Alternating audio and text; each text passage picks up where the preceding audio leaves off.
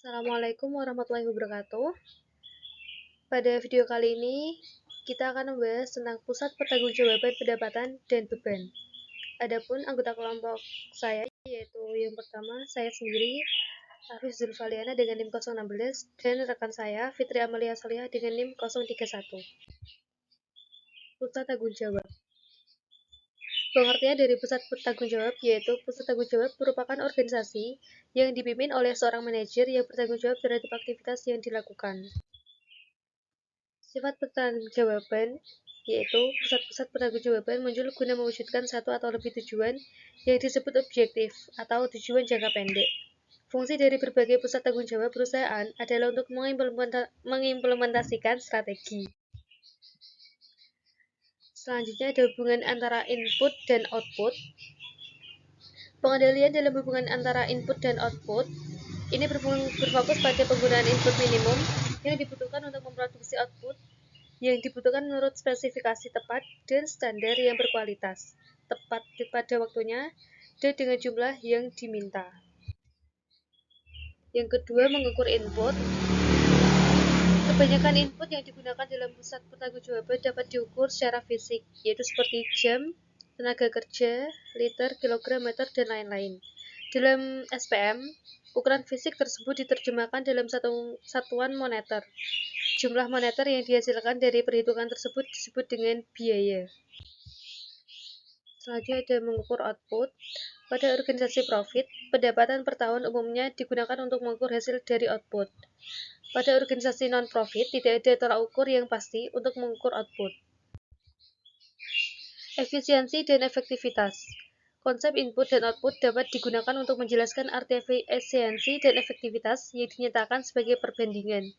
Efisien adalah rasio antara input dengan output, atau jumlah output yang dihasilkan dari setiap unit input yang digunakan. Peranan laba. Efisien adalah rasio antara input dengan output atau jumlah output yang dihasilkan dari setiap unit input yang digunakan.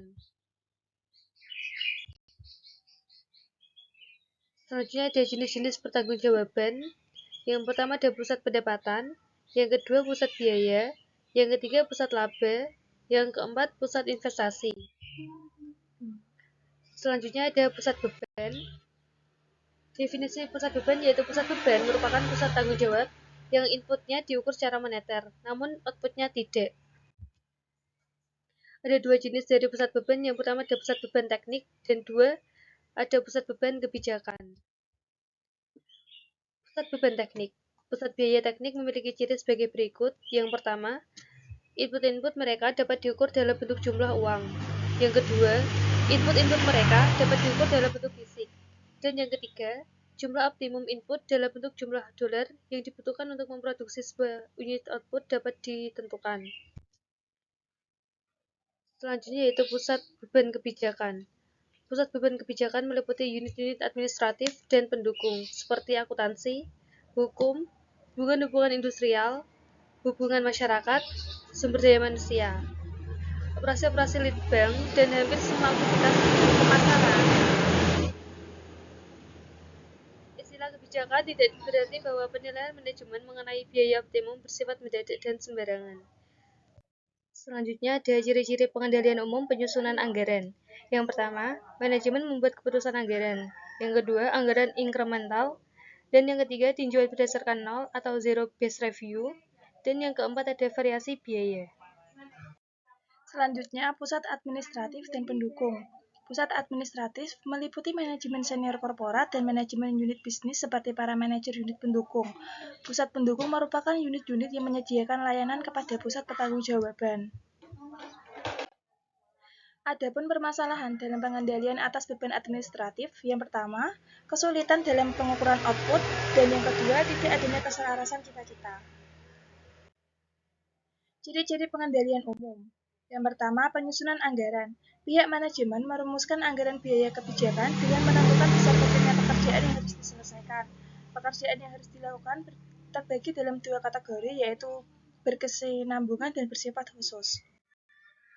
Adapun perencanaan yang dilakukan oleh pusat biaya kebijakan dilakukan dengan dua cara.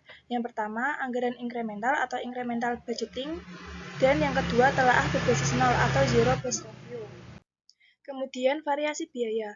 Pusat biaya teknik sangat dipengaruhi oleh fluktuasi jangka pendek. Hal tersebut karena dalam membuat anggaran untuk pusat beban kebijakan, para manajer cenderung untuk menyetujui perubahan yang terkait dengan perubahan volume penjualan yang diantisipasi. Yang ketiga, jenis pengendalian keuangan. Pengendalian keuangan pada pusat biaya teknik dilakukan dengan membuat biaya standar kemudian dibandingkan dengan biaya sesungguhnya. Yang keempat, pengukuran kinerja. Tugas utama manajer biaya kebijakan adalah menetapkan bagaimana output yang diinginkan. Pengeluaran yang dilakukan sesuai dengan anggaran adalah yang seharusnya dilakukan. Apabila lebih besar dari anggaran, berarti ada yang perlu diuji. Sedangkan apabila lebih kecil dari anggaran, berarti ada kegiatan yang tidak dilakukan. Pusat penelitian dan pengembangan. Terdapat dua permasalahan dalam pengendalian. Yang pertama, kesulitan dalam menghubungkan hasil yang diperoleh dengan input, dan yang kedua, tidak adanya keselarasan cita-cita. Rangkaian kesatuan penelitian dan pengembangan. Aktivitas-aktivitas yang dilakukan oleh organisasi litbang merupakan satu kesatuan rangkaian, di mana penelitian dasar merupakan titik awal, sementara itu pengujian produk merupakan titik akhir. Penelitian dasar memiliki dua ciri, yang pertama, tidak terencana, dan yang kedua, seringkali ada tanggung waktu yang lama antara dimulainya penelitian dengan pengenalan produk yang berhasil. Program litbang. Perusahaan menggunakan persentase dari penghasilan rata-rata sebagian dasar atau angka rata-rata dan bukannya persentase dari pendapatan tertentu di tahun tertentu, karena skala operasi litbang tidak seharusnya dipengaruhi oleh pergerakan pendapatan jangka pendek.